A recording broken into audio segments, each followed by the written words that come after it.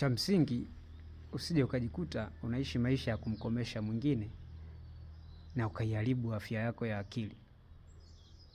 Amani yako ya moyo na utulivu wa akili ni vitu vya msingi sana. Unaweza ukaishi kwa kumkomesha mtu fulani kwa kufanya vitu vingine ambavyo vinakuingiza kwenye gharama na vinakupotezea muda. Naweza nikatolea mfano watu walioachana, unakuta ana post, anaenda vacation, anaenda sehemu zingine ambazo zinampa stress muda mwingine kupata pesa, ili mradi tu amkopeshe ule mtu aliyemwacha aone kwamba yuko very good, amegrow sana. Kwa hiyo angalia sana usije ukajikuta umeingia kwenye mkumbo huo. Angalia sana. Tunza afya yako ya akili mwaka mpya huu. Amani yako ya moyo na utulivu wa akili ni vya msingi sana. Saikolojia ni nguzo ya kuegemea.